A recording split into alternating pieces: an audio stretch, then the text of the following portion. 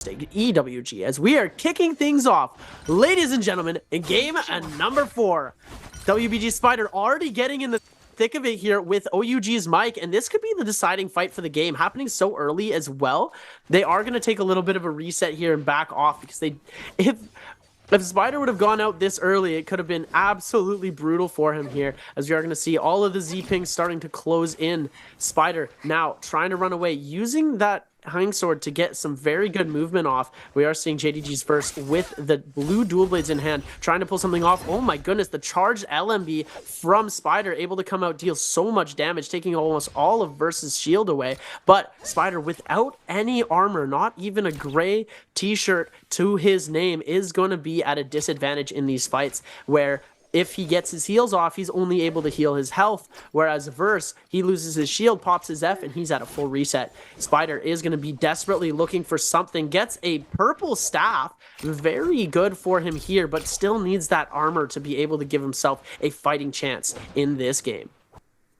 Yeah, absolutely. We keep cutting back over here to the tower. No surprise to see Spider come over here to the ring around the rose tower here, so he's able to break ankles for as long as possible. What he needs to do, though, is he needs to try to turn attention on somebody else. This is going to be rough, though. If you're Spider, you have to make a decision at some point here whether you just want to go ahead and let yourself get eliminated early, but he finds a huge ice break onto Verse. Lets Verse go down, but it's Arano who gets it. If you're Spider here, yeah, you just go ahead and eat this one. You want to go ahead, get resurrected as soon as possible, start finding some loot to get back in the game. You've got too many players on you for you to not have any armor there. Just a really rough RNG start there for Spider, but it's WBG Spider. I don't think he lets this get to his head at all. He's got that resurrection, plenty of time to go loot back up before we get to those Realm of Yangs and keep things moving. KLA's 225 over here. We're going to move to podium. It's going to be Wang Liang versus DRG's Fong. Wang Liang with the staff overhead there on the RMB, able to find some value, looking for a pot here, but Fong also going to be able to invest that F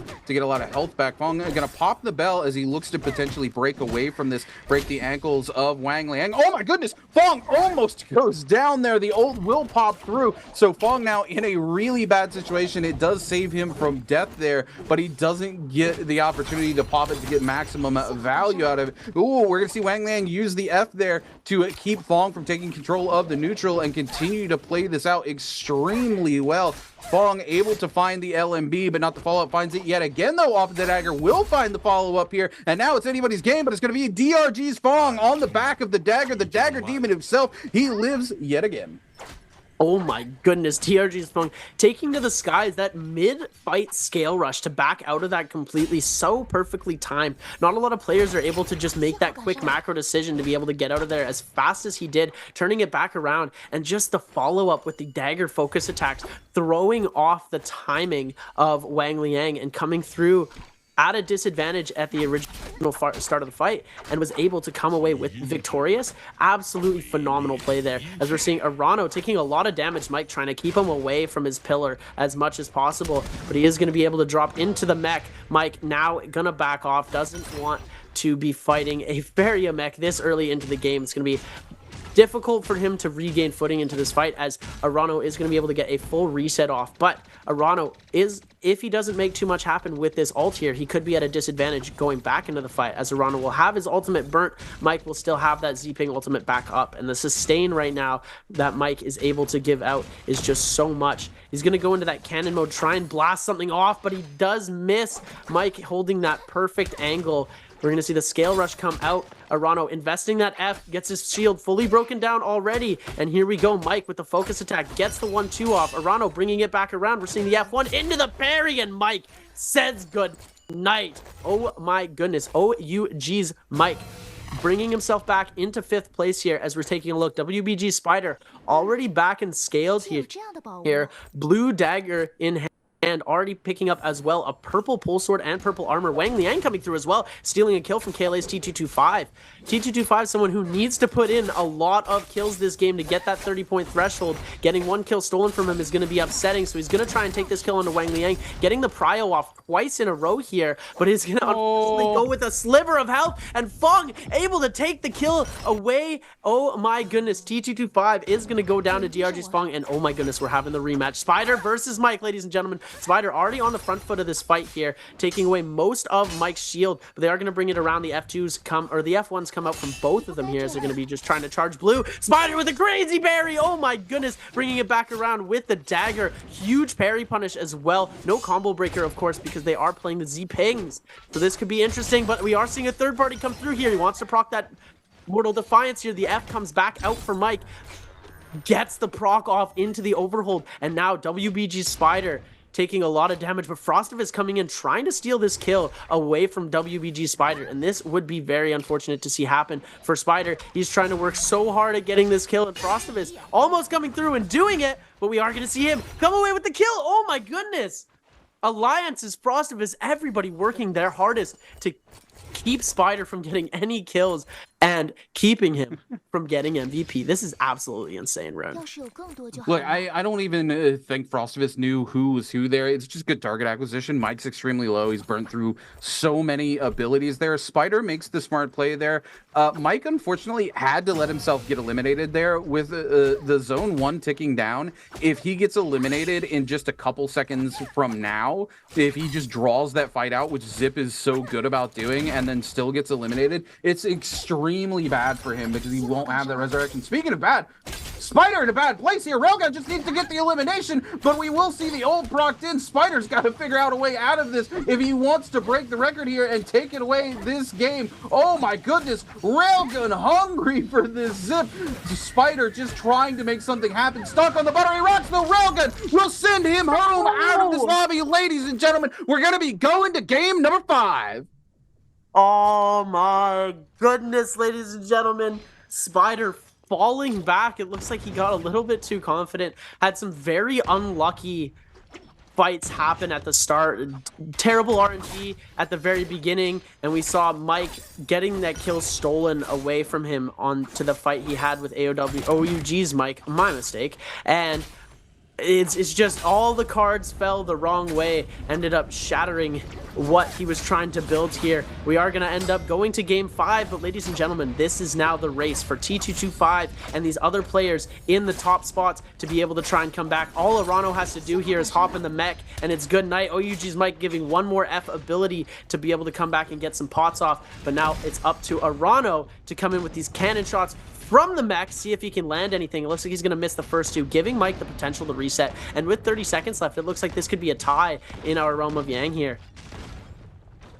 Yeah, kind of the best Arano case scenario just for going to Mike. bang it out.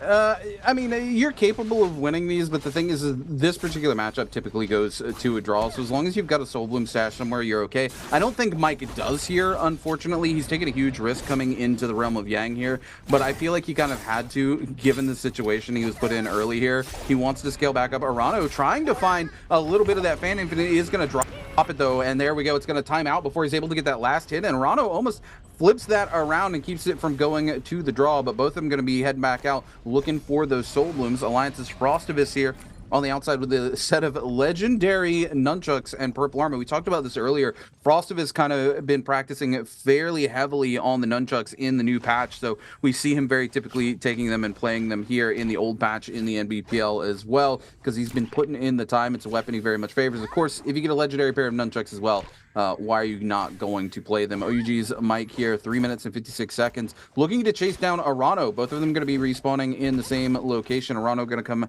down here, look to play ring around the Ballista Tower. Mike says, I'm not going to waste my time trying to chase you around this Ballista Tower. I'm going to go out somewhere else, look for an elimination, look for some loot. He will find that blue armor swap for himself there. He gets to upgrade from the white that he's been running around with for this whole time since he's been able to spawn in the game. Kaylee's T225 just above Alliance's Frostivus here. Frostivus just keeping it moving, is going to turn on to T225. So huge pistol shots coming out as well.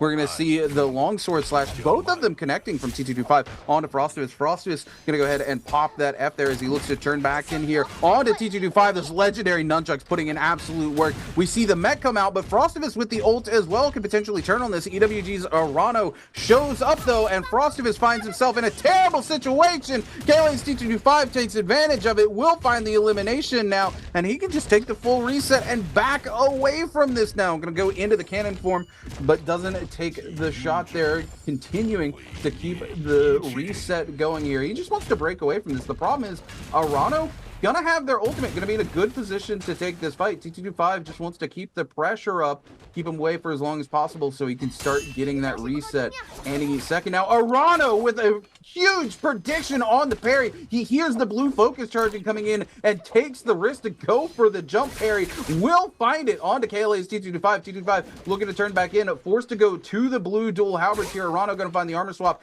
into the white. Will find the huge vertical slash coming in off the charged blue there from the longsword. T225 in a bad position as Arano keeps the pressure up. Will drop the pillar to keep T225 from getting around the corner here. Wants to lock this up, but the potential for the third party is coming in. T225 gonna book away here. Arano will scale rush up. Baudon's action turning onto Arano though, because he thinks Arano is the one in the weak position as the pillars come out. He doesn't know that T225 doesn't have the ultimate. Arano gonna go topside, swap back into the blue. Gets a pot off here as Baudon's action continues to keep the pressure up. This is such a bad situation for Arano. T225 getting really lucky with the way this third party plays out by Baudon's action. He sees the pillar and just assumes that Arano is going to be the weaker target there with less resources, even though it is actually T225. T225 with the full reset is going to stick around now, looking to make a third party happen. Action wants to turn on to T225, hoping to pressure the ult out of him. And it's going to see if he's able to get it back before the end of this fight. Action going to back away as he sees the ult continuing to come in from Arano. Wants to play that range game just a little bit. T225, 78% ult charge here. Could find himself getting that ult back before the end of the fight. He's got 20% before Pillar will be back on ground. He will find an armor swap up into white armor, but Action keeping the pressure up here. A massive parry. T225 forced to invest the F. He's at 90%. Can he get the pillar before he goes down? Ladies and gentlemen, swaps into 1/6 blue armor. It's not going to be enough, and Action finds the execution just before the ult comes online. T225 had been parried twice and he was out of weapons there. Forced to switch to the fist, didn't have any scale rush movement, as when you're playing without a weapon, you do switch to those fists and you can't really scale rush off of that. So his movement was super limited and it was very unfortunate the way he went out. Tried to get the armor swap into something, but the armor that he swapped into wasn't replenished, giving him a sense of false hope there for a second. He was trying to go for it, wasn't able to come away with anything there. KLA's T225 going out at 27.4 points. So that means that he will not pass that 30-point threshold. And we might have the exact same situation as this game at the start of game number 5, having Spider being the only one there, unless Fung and Railgun start to pop off here. Speaking of Fung, against Frostivus in our second Realm of Yang here, ladies and gentlemen. Frostivus having an absolute crazy game today. He hasn't put too many kills on the board yet this game, but he's been killing some very good players, making some really smart plays, and being on Justina as well, the outlier hero in this game. Oh my goodness, super nice uppercut combo, getting that LMB prio off. Oh my goodness, into the flying kick. DRG's Fung in a lot of trouble right now. Does have that ultimate still available though, so the Mortal Defiance could be coming back. The charged LMB into the Assassin's Lund, absolutely lethal here. Frostivus could make something crazy happen into the Mortal Defiance procs out. Now all Frostivus needs to do is come away with another one of these freezes into a meter dump, and he's going to be able to do so much work into it. DRG's Fung needs to play this as smart as possible with that Assassin's Lund in hand, but oh my goodness, gets parried instantly into the meter dump, and ladies and gentlemen, that's going to be it for DRG's Fung in the Realm of Yang. Alliance's Frostivus.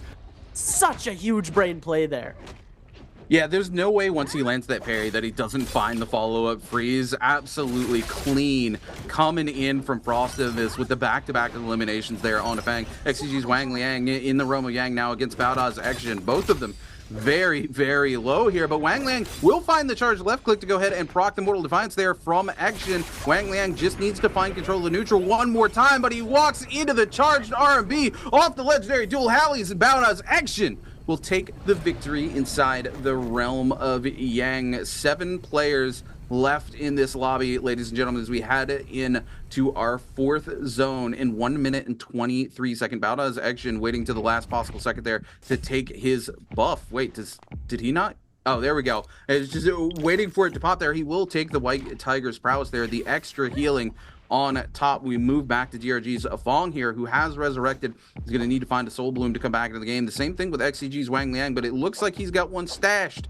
out here in the zone. Unless somebody else has found it, he does head to a body, but there's no Bloom waiting there for him. Maybe he's got another one stashed somewhere else as we cut back over to DRG's Fong, looking to do a little Bloom searching for himself here about his action, and TE's S Railgun nearby, as well as EWG's Arano.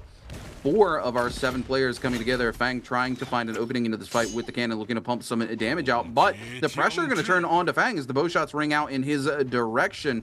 He's going to be feeling forced to back away here.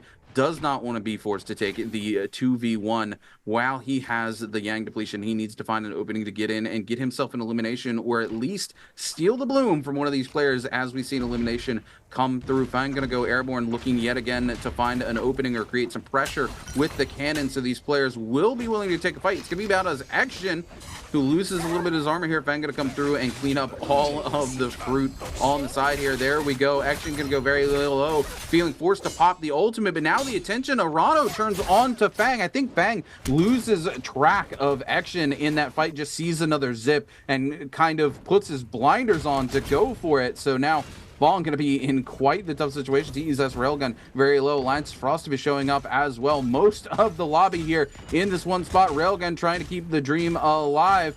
Is able to get some crucial pots off here as he keeps it moving. Rano looking to throw those rain shots down on him. Railgun going to go down into the cannon for him here. It gets a huge shot off onto DRG's Fong, trying to turn the attention away from himself here.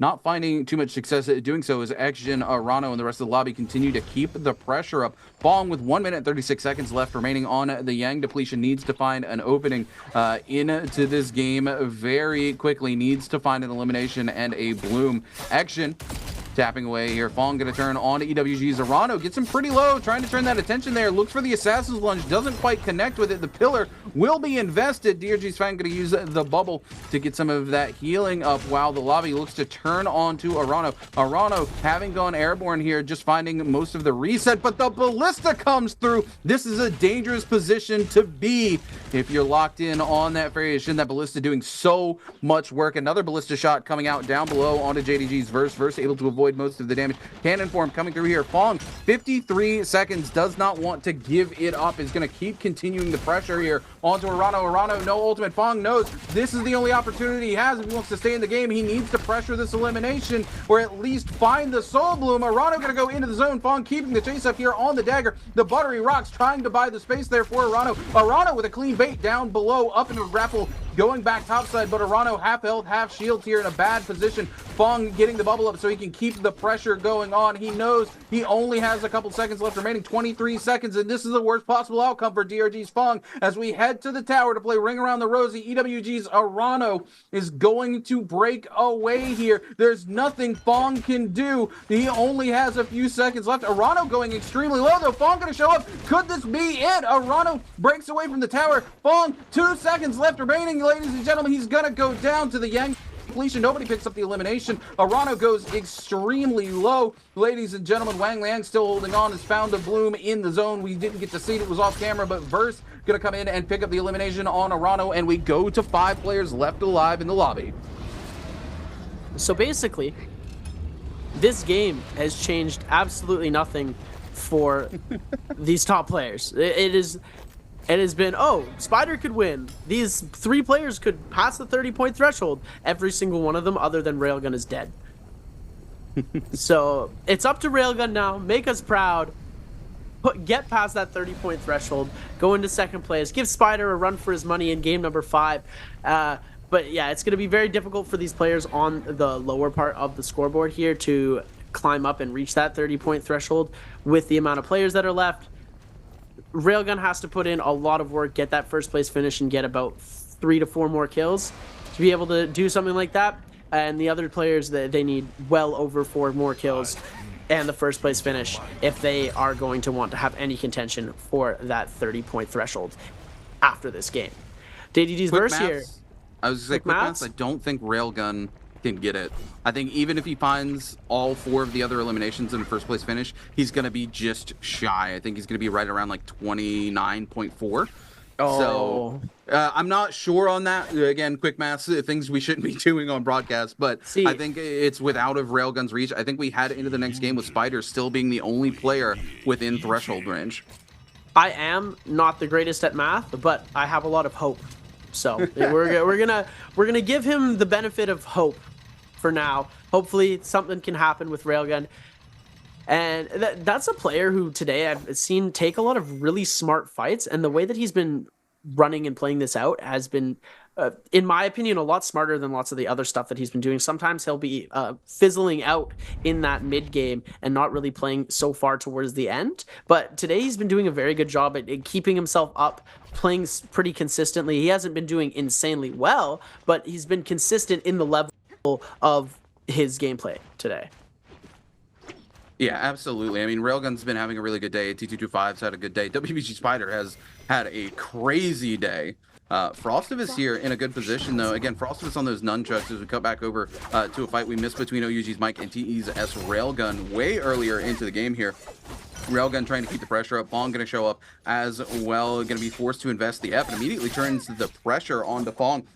Fong, though, with a huge assassin's lunge. Mike goes so low here. The third party from both sides. This is the worst possible position for you to be in if you're Mike. There we go. The Mortal Defiance is going to be forced out as well. The bow shots keep coming in. The target is on Mike's back here with the nunchucks coming in from Railgun, putting in work on Mike. There it is, ladies and gentlemen. That's where Mike goes out of the lobby much earlier on in this game. Super unfortunate for OUG's Mike. You know he was definitely looking to try to break out of that 30-point threshold range this game, and unfortunately it just was not his game. Oh my goodness, Action getting the Mortal Defiance popped almost immediately. The follow-up shot coming in from the Ballista as well. Valdez Action going to be picked up by XCG's Wang Liang, and now I do believe there's no chance for Railgun to come out on top for that threshold. So like you said earlier, this game kind of changes absolutely nothing heading into game number 5, besides a couple of players picking up some extra points for themselves. So Railgun now just needs to try to put as many kills up on the board as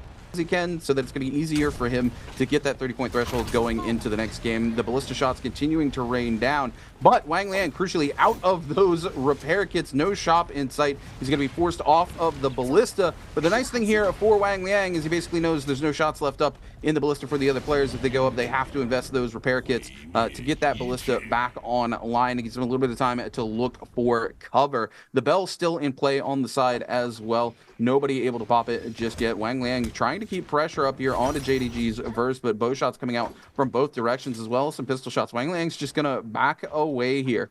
Gonna head back towards Ballista Tower here, where he knows he's capable of breaking ankles if things go sideways for him. Verse gonna go topside, looking to get onto the Ballista here, but Verse sees it's got nothing there. Also, no repair kits in the back pocket as well, so Verse can't really utilize that Ballista at all. Wang Liang just topside chilling here, gonna play edge guard and keep his game going.